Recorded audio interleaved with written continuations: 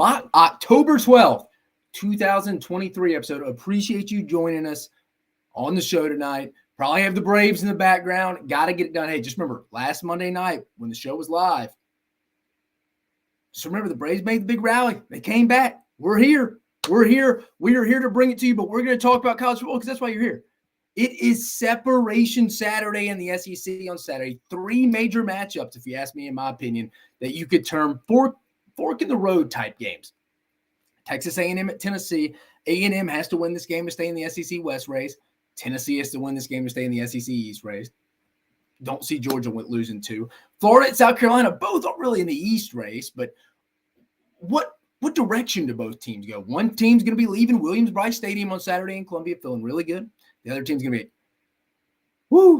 it's only about halfway through the season, and we got a whole season to go against a lot of other tough opponents. That'll be tough, so we'll be interested to see that. And then Kentucky, Missouri, both still in the SEC East race.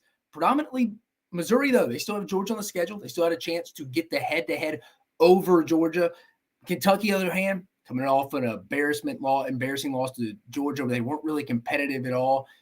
How do they come back at home against Missouri at the Krog?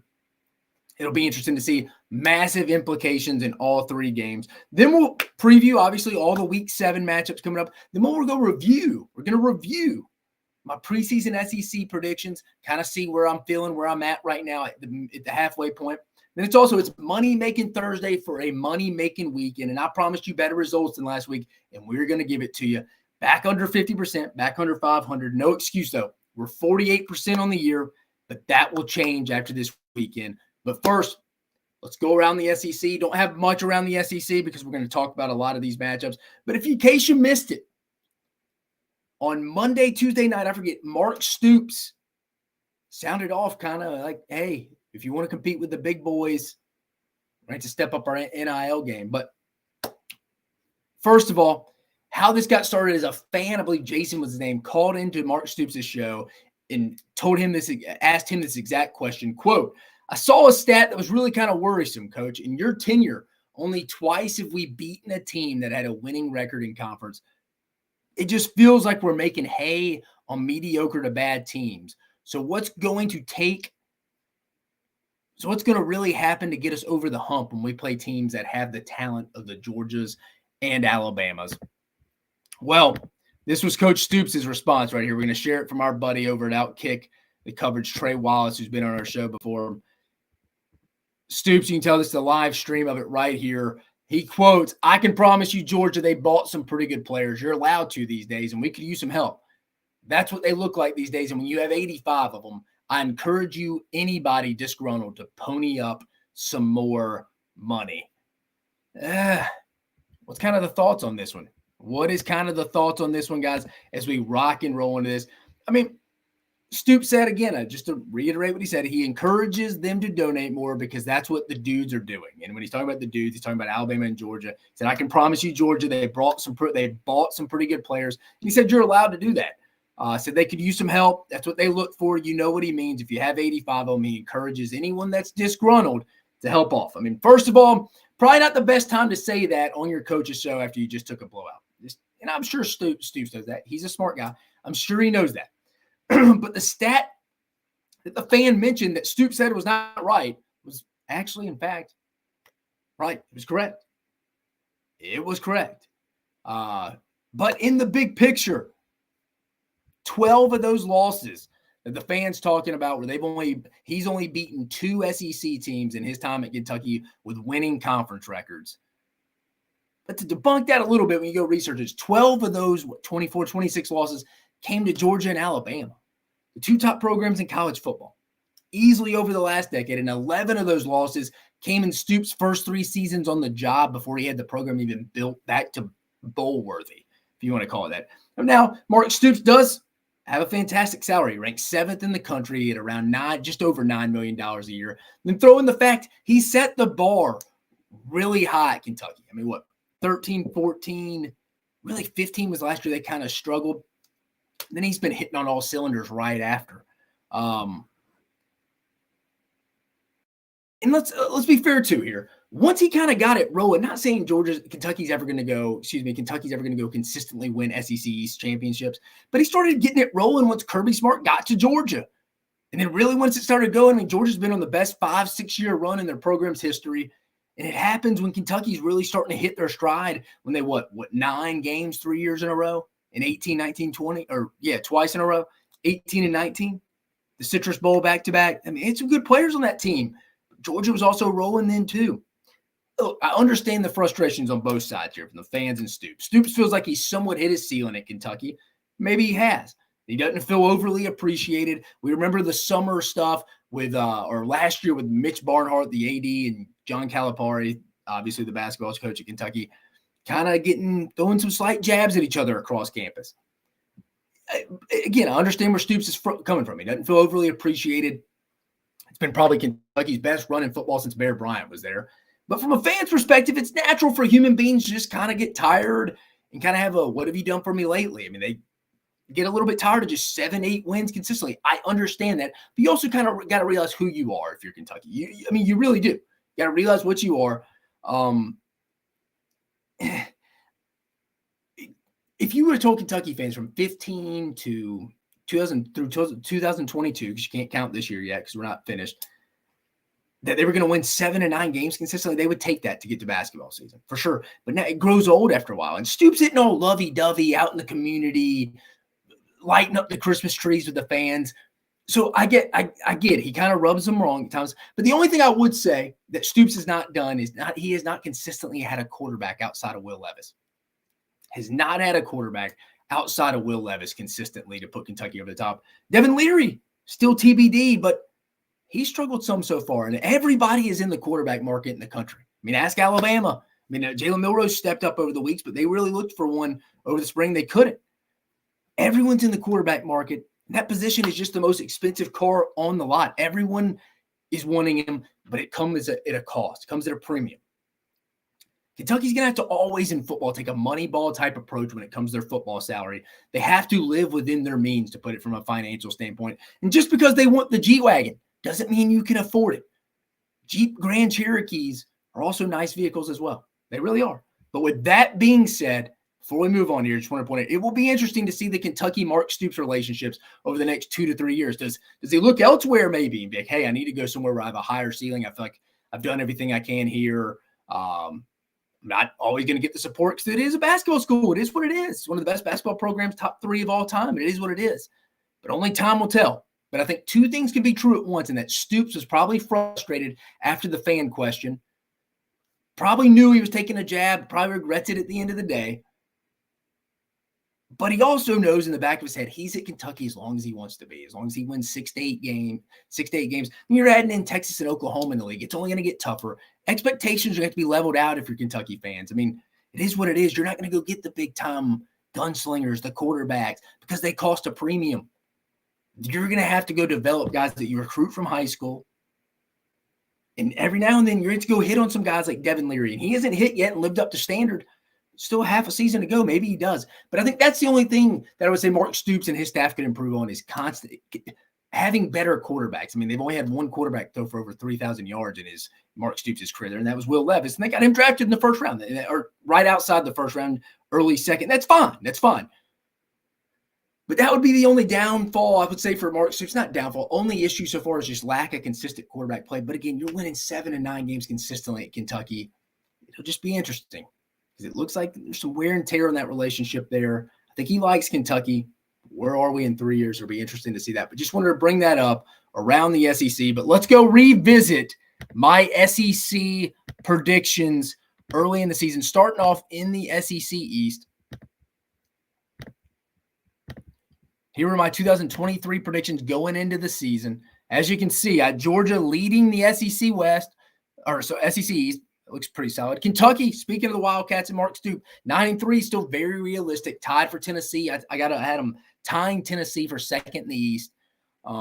Kentucky getting the head-to-head tiebreaker. So I like Kentucky there. Still like that. Tennessee 9-3, yeah, still possible. South Carolina 7-5, 4-4 in the conference. Yeah, I can still see that. Missouri 8-4, 4 in conference. Could easily see that.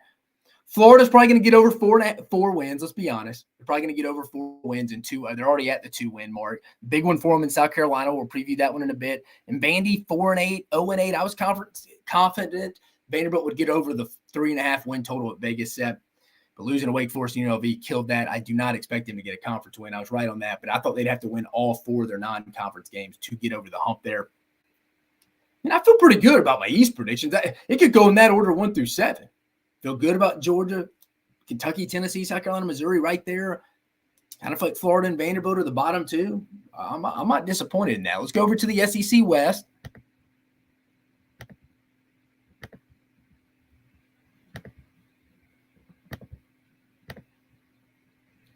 I had Alabama going into the 2023 season as my SEC West favorite, 10-2. I had them losing to Texas, which happened, and Texas A&M obviously didn't happen, but still like Bama in the West. LSU second, 9-3 could be real. They already have 2 losses.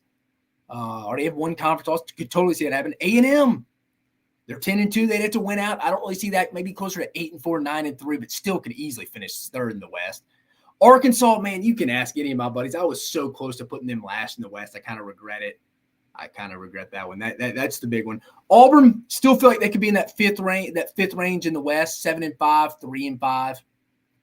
Mississippi State, bowl game could get tough. But still 6-6, 2-6. Then Ole Miss, I think I was really wrong on this one. 6-6, 2-6 in the West. Really flip-flop Arkansas and Ole Miss, and I think I nailed the West, honestly. I like my top heavy. I like Alabama still in the West. I predicted that. I know a lot of people had LSU. Kind of like where LSU and A&M just would switch out the Ole Miss Arkansas. But I thought this would be a good exercise. Go review my picks. I had Georgia over Alabama in the SEC Championship. Still kind of like that if they played this weekend. But I like my predictions so far. Even going back to the SEC East, I could think it could finish in that order exactly. And then the West, really just flip-flop Arkansas and Ole Miss, you'd feel better. But those are my SEC West re-predictions right there. Going back. There we go. All right. Let's go. It is go time. It's preview time. We've talked Mark Stoops, NIL, his perspective on Kentucky. We've reviewed my 2023 SEC preseason prediction picks. They're looking good. West, could shift around a few other things. East, I feel awesome about. I like my top heavy picks, though, in the SEC West. But it's week 7. That's all that matters. Separation Saturday. Let's get right to it. Georgia at Vanderbilt, 11 a.m. Central Standard Time kickoff. On CBS. It's CBS doubleheader Saturday. Georgia minus 30.5, according to DraftKings right now. Setting the tone for you. Georgia rolls in 6-0, 3-0 in conference, the entire world in front of them after their best performance of the year on Saturday against Kentucky. After this, they go on a bye week for the trip to Jacksonville with a date with Florida. Vandy rolls in 2-5, 0-3 conference, coming off a road loss to Florida. Vanderbilt hasn't had a win since week 1. Took a win in week 0, week 1 over Alabama A&M. But let's be honest, Georgia's going to win this game. You know that. It's just about how many points. This is a game in the past Georgia just kind of gets through. Early morning game in Nashville. They're just trying to get to the bye week, have some guys nicked up. Will that continue? Where this game will be won? Does Georgia come ready to play from the get-go? Do they spring out of bed in the morning, heading to pregame meal, ready to roll, piss is hot, hair on fire? That's what they need. But let's be honest, Georgia's going to win this game just by how many points, like I mentioned. This game's going to be Georgia just gets through. Kirby Vanilla, like I mentioned, in this game. Try to get out without injuries. The early morning kick could lend to that as well, but Vandy's not some 6-6, 7-5 bowl-type team this year that could nip on Georgia's heels throughout this game. Vandy's not a good football team. Bad football team right now with no identity. It might not matter how locked in Georgia comes into this one, and that is crazy to say, but it really just comes down to how quick does Georgia get after Vanderbilt. Prediction, it's that kind of game. It'll be a fun trip for the Georgia faithful who travel to the Music City in Nashville this weekend. Georgia hits some explosive plays early, in my opinion, stretches the lead. The Vandy offense is just atrocious on third down, and it's not going to sustain drives consistently. I mean, what are they, 1 for 10 last week against Florida? They won't consistently sustain drives against Georgia. Georgia gets an early lead. Brock Vandagriff, by the middle of the third quarter, finishes it off. Finishes the last quarter and a half off, I should say. Georgia rolls into its bye week, playing its best football while also getting some key contributors healthy, getting them back before the game against Florida. You get guys like Ladd McConkey back on offense, Dejon Edwards fully healthy, Kendall Milton is healthy. Kendall Milton as well. those guys getting healthier. Georgia cruises. Is it a sleeper game? Could be determined. I just don't think Vanderbilt is good at all. Kirby knows, smart enough guy. Hey, guys, let's just go get on them quick. They're struggling right now. How checked into this game this week is Vanderbilt.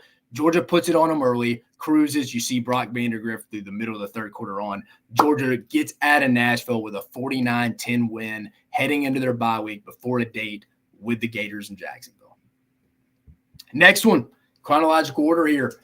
The Western Division leader, Arkansas at Alabama here, 11 a.m. Central Standard Time, kickoff on ESPN. Alabama currently a 19.5-point favorite. Setting the tone for you. Alabama's coming off a massive road win in College Station last week. I said it against Texas A&M.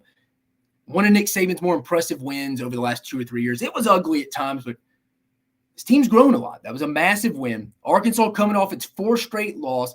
And this trip to Tuscaloosa will be its 4th straight road game with no bye week in between. Is this a letdown game for Alabama? 11 a.m. kickoff concerns me a little bit more than Arkansas itself, and that's not a disrespect to Arkansas. It's not.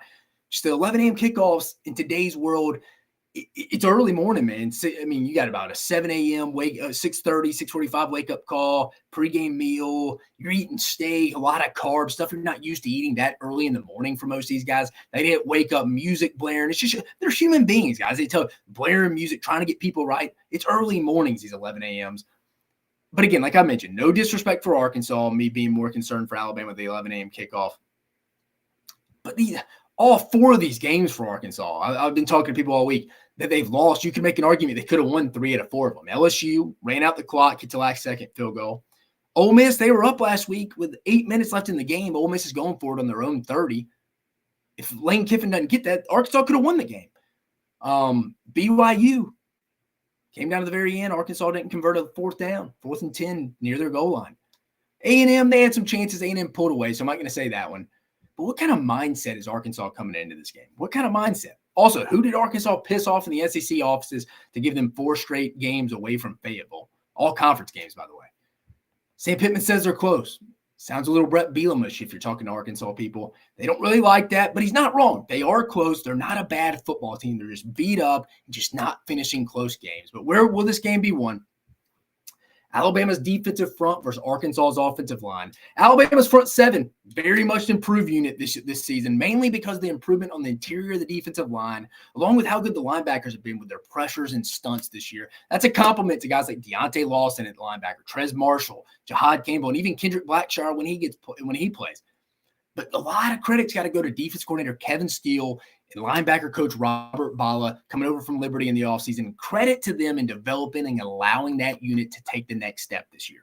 It's massive. Arkansas's offensive line, going to the offensive side of the ball for Arkansas. It's been a struggle this year. Let's call it what it is. That's why some of the Arkansas fan base is fired up a little bit, because Sam Pittman's always, when he's been an assistant at Georgia, North Carolina, Tennessee, always been attributed as being the best offensive line coach in America. What's wrong with that right now? What's wrong with it? Arkansas is ranked 120th in sacks allowed this season. Alabama, matter of fact, is actually worse at 125th. But Alabama's different. They've been a little different. There's a lot of that was between the Texas and USF, the South Florida games. Alabama's improving. And a lot of those sacks, not really in the offensive line for Alabama. Some of it's on Jalen Milroe taking poor sacks at poor times. Like I said, the South Florida game, them giving up 5 sacks. Another stat, though, it's discouraging if you're an Arkansas fan. The offensive line, not great in tackles for a loss allowed. They ranked 121st with 7.5 tackles for loss allowed per game. Alabama, again, not far from that, but it just feels like they're going down 2 different paths. Alabama's improving. Granted, they had 9 false starts in College Station last week. That's got to improve. Don't anticipate that carrying over at home this week, though. Let's just say that. But Arkansas last week, though, had given 5 sacks and 9 tackles for loss to Ole Miss last week. No disrespect to Ole Miss. They're a pretty average defensive line across the board. This will be the best or second best unit Arkansas, best or second best defensive front that they will face this year, depending how you rank Texas A&M. I do not see Arkansas sustaining drives against this Alabama front on a consistent basis at all. Prediction. Just a feel, and I've heard through sources, it's not been a great week at practice in Tuscaloosa this week. But for some reason, that usually means Alabama turns it on come game time. I just get a feel Alabama comes out plays well, given this could be categorized as a true sleeper type game. Alabama doesn't play a lot of 11 a.m. games. Now, to be fair, Alabama still has plenty to clean up from last week against Texas A&M. Like I mentioned, 14 penalties, no run game. The attention should be there. Attention should be there on Arkansas. Again, this is not an Alabama team that can just coast or look over anybody in conference play. It's just not, because they make mistakes and can beat themselves at times. They're going to have to play well. Off topic, but the at Kentucky game to me is a little bit more of a sleeper game to me than this. The week after the LSU game, Bama usually struggles, sleepwalks to that. That's traditionally the Mississippi State game. But this year, it's Kentucky the next week after LSU. That's more of a sleeper game to me than this one. While the Tide could start off slow, the defensive front will not be sleepy, and I expect Bama to continue to build off its defensive success so far this season. It's back at home. I think the run game gets going more this week, with the offensive line continuing to gel as we get to the middle of conference stretch, Also, add in, Arkansas could be without their best linebacker in Chris Paul. He's questionable in this game, and Alabama's going to go with 2 tight end sets, which is going to hurt Arkansas because they're already thin at the linebacker group. Sam Pittman said it this week. That could be a struggle for them if Paul is out. Again, I think this will be a close game for about a half. Alabama will take their shots when necessary, but I expect the offensive line and the run game to lean on a beat-up Arkansas front and wear them down in the second half. Give me Alabama 34-14. Next, Texas A&M at Tennessee, 2:30 p.m. Central Standard Time Zone on CBS. This is the CBS game of the week in the SEC. Tennessee currently favored by 3 points. Setting the tone for you here. Must-win game for both teams. Probably more so than anybody in the conference. This game right here, basically, if both teams want to have any chance of winning their respective divisions, both A&M and Tennessee need dubs here. They need wins. The Aggies have dropped 7 straight true road games dating back to 2021. So going on the road has been a struggle. No Jimbo Fisher coach team has defeated a ranked team in a true road game since 2016 either. His teams have been 0-8 in those matchups. This is a program that travels. They'll be in Knoxville tonight. They'll get there late. They go 2 days in advance. Does that have anything to do with their struggle? A lot of just sleeping around? I don't know. I don't think so. I think it's a lot of different combinations of things. I've talked to people throughout college football that think, does that have anything to do with it? I'm sure a little bit. But you got to get your mind right on these road games. Can A&M break that streak in probably one of the tougher environments in college football? Looking to the other side, Josh Heupel and Tennessee are coming off a bye week and a big win at home against South Carolina 2 weeks ago. I personally do not think Jimbo Fisher will get fired, but his chair will be scorching with another loss this week, at least around the national media. And it's not because it'll be a loss to Tennessee on the road. It's just another winnable game they could get because Tennessee's not as good as they were last year. The noise around college football, I'm telling you, if Jimbo Fisher and A&M lose this week, will be Jimbo Fisher cannot get it done against teams on his level. And again, going to the flip side on Tennessee, on the other side, Josh Heupel, he'll be fine. But this would put a big dent in their 2023 season plans. The Vols were already out of the SEC East race come middle of October, which they most likely would be with this loss. Not mathematically. They still haven't played Georgia, but Georgia's not going to lose twice. They're not. Then you add in for Tennessee, they have a trip waiting for them in Tuscaloosa next week. So they lose this, smell trouble. Massive program in 2023 season-defining games for both teams here this weekend. Where it'll be won. It's not really a matchup because these two units don't face each other. And I usually like to go with unit-on-unit matchups. I'm telling you, it's simple. Whose offensive line plays better? It's that simple. Who gives up the least amount of negative plays and has the least amount of penalties will win this game. Both defenses have disruptive defensive lines, so it's going to be a challenge for both offensive lines, for Tennessee and A&M, but especially A&M when you factor in the Tennessee crowd noise. Tennessee's offensive line has to create some push in the run game. I was telling someone this week, they have to, in the run game, to allow Joe Milton and some of those receivers to take shots downfield. And I know Joe Milton hadn't been great, but the Aggies secondary is susceptible, as we saw last week. Jalen Milroe had his career game. There's going to be explosive plays to be had this week for Tennessee. They just have to connect on them. A&M's offensive line has to let the offense get to manageable third down situations. They can't get behind the chains, get false start penalties, get negative plays on first and second down, and get Max Johnson in 2nd and 8, 3rd and 8 situations. That's not going to be good against a very disruptive Tennessee defensive line that's led by Rodney Gardner. This is the biggest matchup in the SEC to me this week. And again, it's not even a head-to-head matchup. It's just what offensive line unit between these two teams, Texas A&M and Tennessee, who plays better is going to win this game. Prediction. Both teams have to have this game to stay in the SEC division race. Said it going in. We went over Texas A&M's recent struggles on the road. This might be the toughest environment they have gone into. But what offensive line will make the least amount of mistakes? Again, I keep saying that's the key to victory. Tennessee's got Cooper Mays back since the South Carolina game. Offensive line looked better. Add in the bye week, I would assume that has helped him and Joe Milton develop a little bit more of some cohesion. And speaking of Joe Milton, it's another opportunity for him to get a big win. He got a big win against South Carolina. I consider that one. This would be a bigger one. He's been underwhelming so far this year, but again, it's not been on him. It's been on some drop balls by the receivers, offensive line as well. Also, speaking of receivers, can guys like Dante Thornton or Caleb Webb step up and pick up where Brew McCoy left off? Remember, Brew McCoy, big-time possession receiver, deep threat for Tennessee. He's out for the season. Another thing to keep an eye on as well. Can Texas A&M limit Tennessee's explosive plays to non-touchdown explosive plays? If that makes sense. Can they just be 30, 40-yard gains that do not go for scores? And can they just hold Tennessee? Can they allow Tennessee to get yards in the 20s and then shut them down in the red zone? That'll be key. Try to hold them to field goals. When it's all said and done, though, I expect Tennessee to hit a key explosive play for a touchdown late in the game. I think that's going to be the difference. Again, I normally don't say this because the better team usually wins in this sport, no matter where the game is played. I mean, look how much success Alabama's had in Baton Rouge. The better team usually wins. But specifically in this game, I think where it's being played is going to be a massive determining factor in who wins this game, and it's obviously in Knoxville. Big games in Knoxville, it's tough to go get a win. Go ask Alabama from last year. Tennessee fans feel a bit threatened.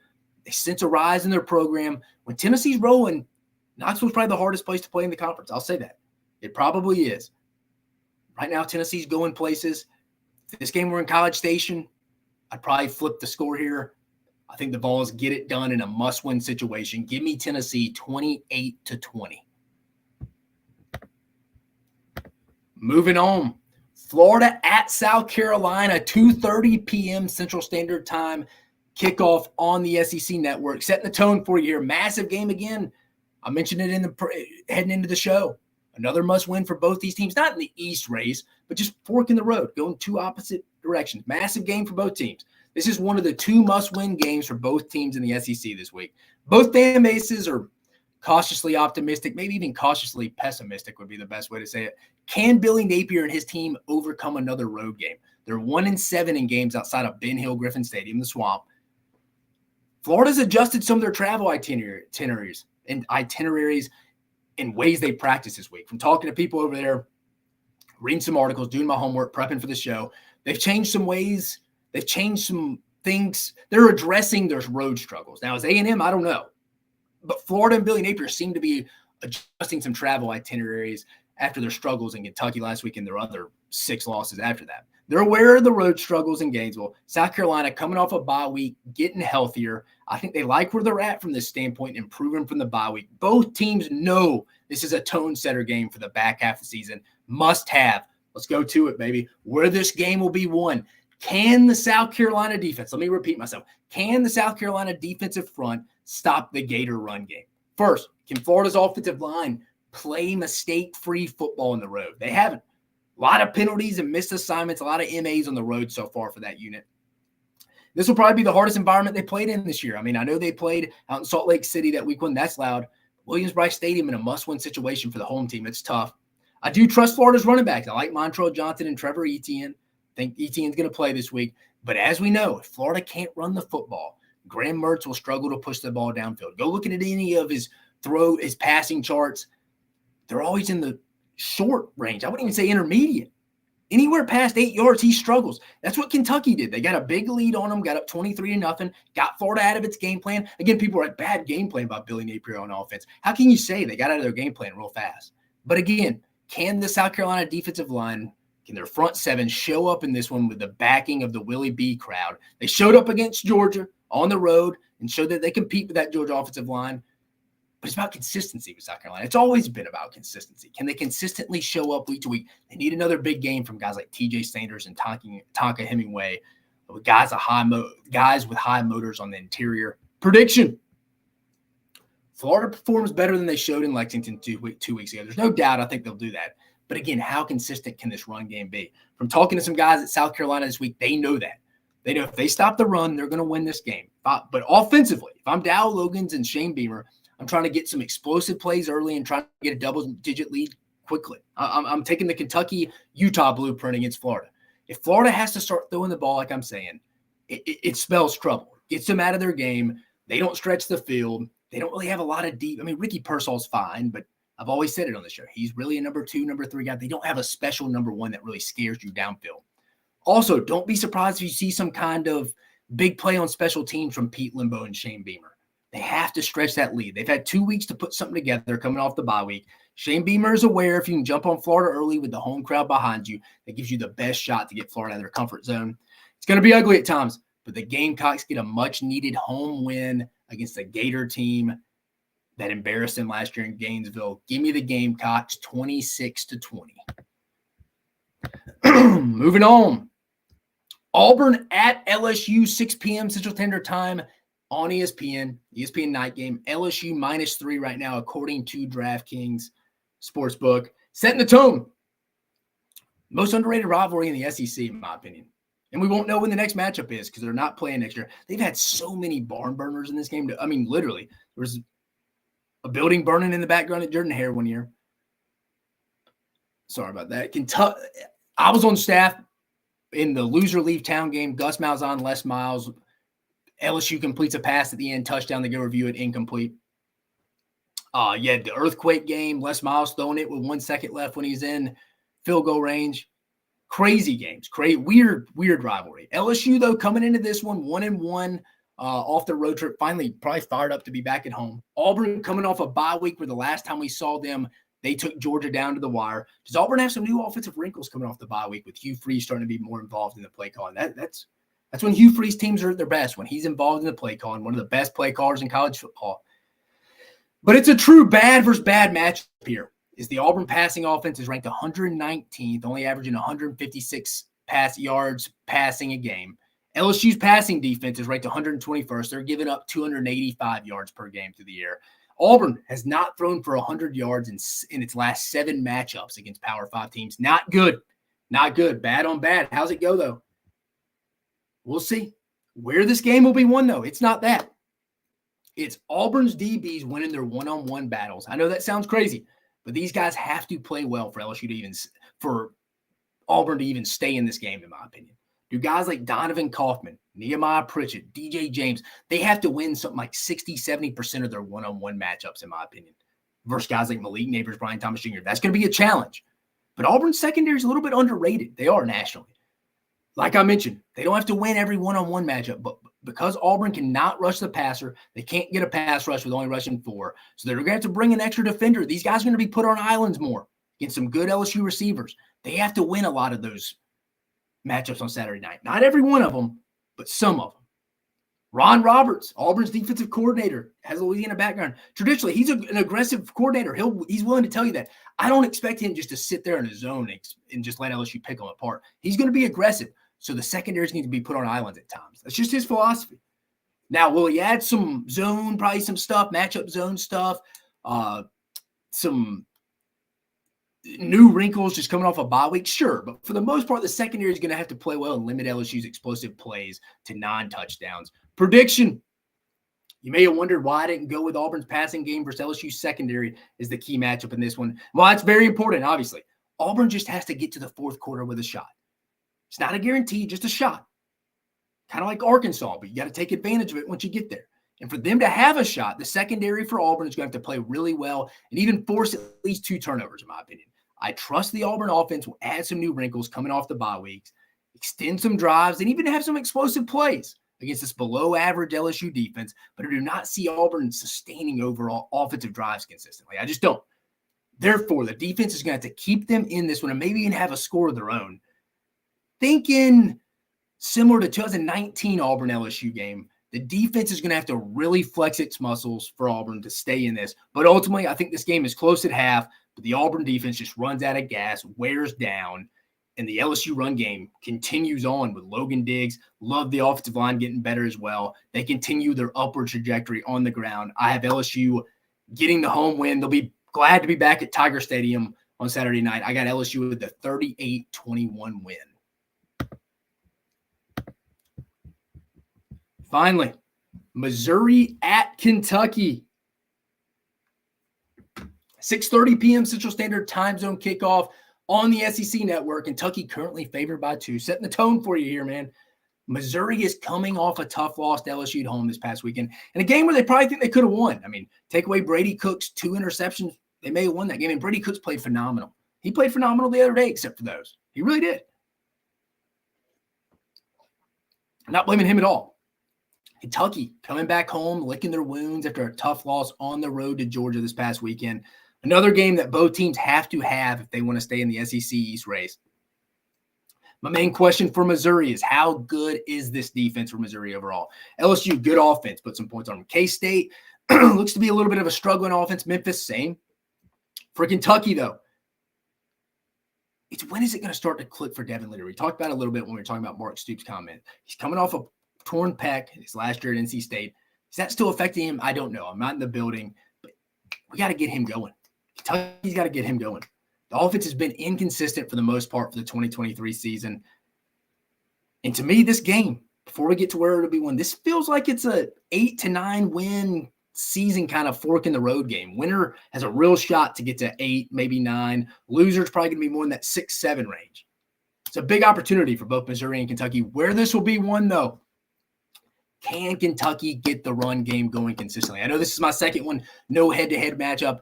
Just in theory, they have to get this run game going. There are multiple levels to this. If Kentucky can get the run game going consistently like it did against Florida 2 weeks ago without shooting itself in the foot like it did against Georgia with penalties, they'll be fine in this game.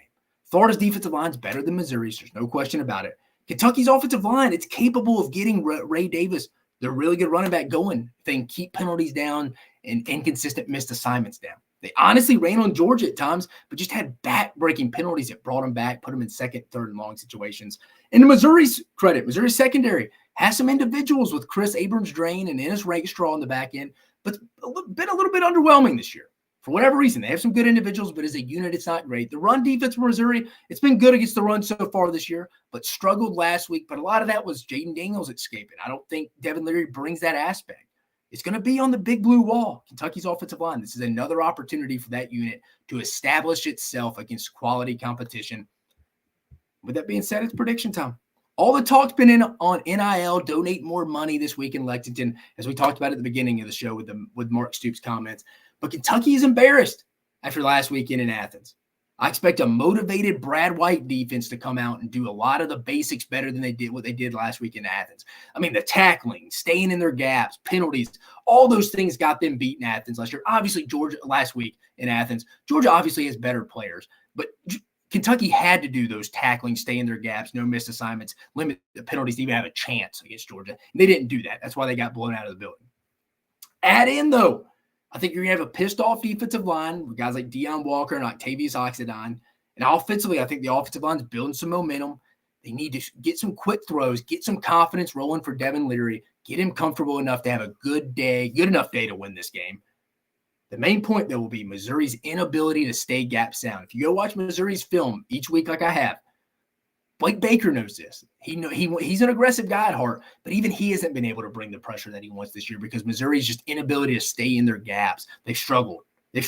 I think this favors the Cats' run game. It's another big day on the ground at Kroger Field. Home matchup. Kentucky needs to get better. Kentucky bounces back.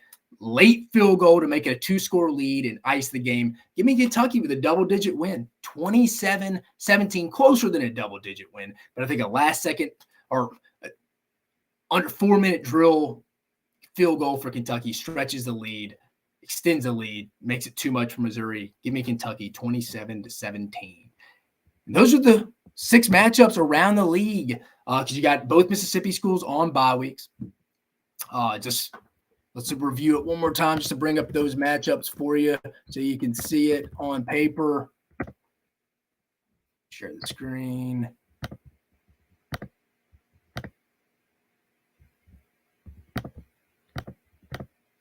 There you go.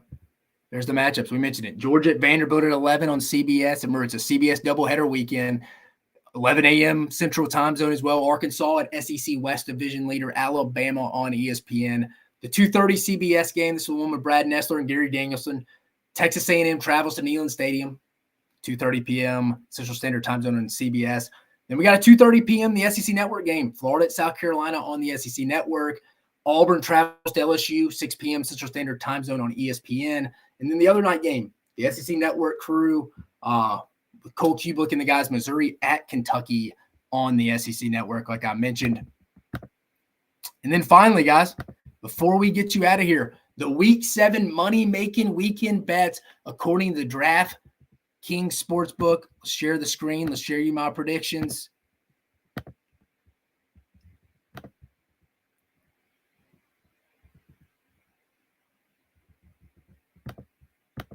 Yeah. Well, I thought we had that one on.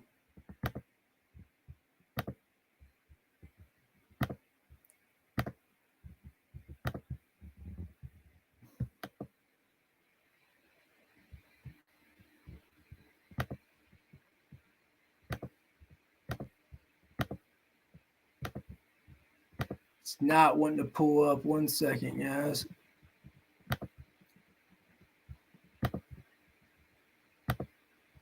All right, this should do it. Sorry about that. Pull it up 1 sec.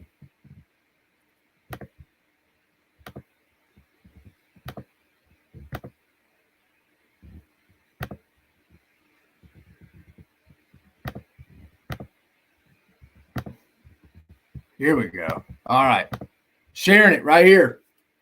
Money-making weekend, Week 7 picks. Leading off, give me Kentucky, -2.5. I told you I like them winning by 10, stretching that lead with a last-second field goal at home. Kentucky gets back right. People are down on them after Georgia. I think they're better up front than Missouri, and that's where this game's going to be won.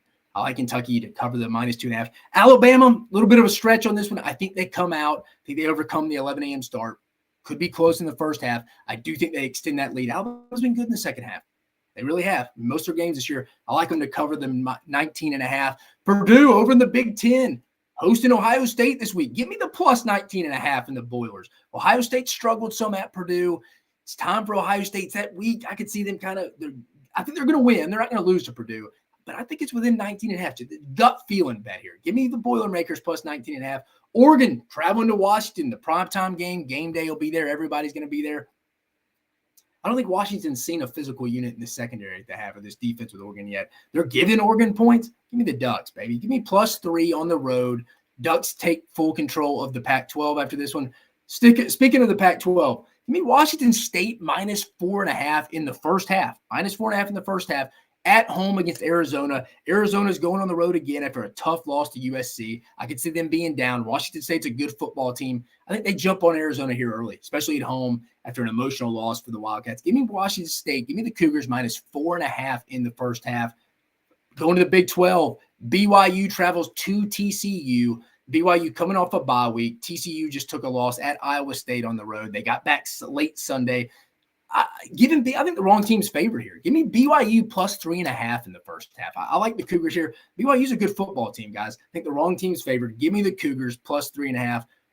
Notre Dame, USC coming into a real fall-type environment in South Bend this week. It's going to be raining. It's going to be wet. USC's been practicing for it all week in sunny L.A., Los Angeles, California. Give me the Irish here, -2.5. I don't like the USC defense. I think Notre Dame bounces back from a loss to Louisville. Give me the Irish at home, -2.5. North Carolina, -3, hosting the Miami Hurricanes, who are coming off one of biblical losses last week with Mario Cristobal not kneeling it. Did anybody see he turned that play in to the ACC officials to see if they made the right call, to see if his knee was actually down? I mean, blaming running backs for fumbling the ball, for not using two hands. I mean, come on, man. Come on. I don't know how Miami bounces back from that. I'll be honest. Some people out there in the national media be like, whoa, don't kill them yet. I mean, they could bounce right. I don't see it. North Carolina's a pretty good football team. I was higher on Miami. Maybe they shot me, but give me North Carolina at home, -3. Staying in Chapel Hill. Give me the over 57.5 of this game, North Carolina versus Miami. I think there's going to be a lot of points scored. Ultimately think North Carolina covers. So I got a lot invested in Chapel Hill this week. And then finally, the last SEC game, Texas A&M, Tennessee, not taking the points in that one with Tennessee being favored by 3 right now. Give me the under. Give me the under. I like both defenses here to keep that under 55.5. But we got what? 1, 2, 3, 4, 5, 6, 7, 8, 9, 10 bets. We're going to get above 50% again, guys. Remember, the end goal is going to be 60%. We're at 48%. We need big bets out of these 10. But remember, just going through it again, Kentucky minus 2.5 over Missouri, Alabama minus 19.5 over Arkansas, Purdue plus 19.5 at home against Ohio State, Oregon plus 3 on the road at Washington, Washington State minus 4.5 in the first half at home against Arizona, BYU, wrong team favorite, getting 3.5 in the first half at TCU, Notre Dame minus 2.5 at home against USC. Going to Chapel Hill for 2 of these bets, North Carolina minus 3 against Miami, and then the over 57.5 in that same game, North Carolina versus Miami. And then finally, Texas A&M versus Tennessee. Biggest game in the SEC this week. Give me the under 55.5. I like both defenses. I will post that graphic tomorrow afternoon. But again, guys, I appreciate you joining us. Just under an hour. Got you your 6 predictions. You can go take it now and go tell your buddies, hey, I'm going to predict all 6 right. I'm going to get all 10 of the bets. Mock 10 Sports got me. But we covered a lot. We talked Mark Stoops, his thoughts on the NIL, on people ponying up more money after a fan calling in and giving him, he's only won 2 games against SEC teams in his entire career with overall winning conference records. Went over that. Give you thoughts. Give my thoughts on that. Previewed all 6 SEC matchups this week. Remember, both Mississippi schools are on buys this week with Ole Miss and Mississippi State. Gave you my money-making weekend 10 bets. 48% right now, will be over 50% after this weekend. But, guys, I'm telling you, college football season's flying by. It's already week 7. Week 7, but it's going to be a fun one. Again, I appreciate you joining us on this episode of Mock 10 Sports. If you don't already, go like and subscribe to the channel, man. I'm telling you, you're not going to get any better information from someone who's worked in the college athletics sphere like myself here. But again, I appreciate you joining us on this episode of Mock 10 Sports. You have a fantastic weekend.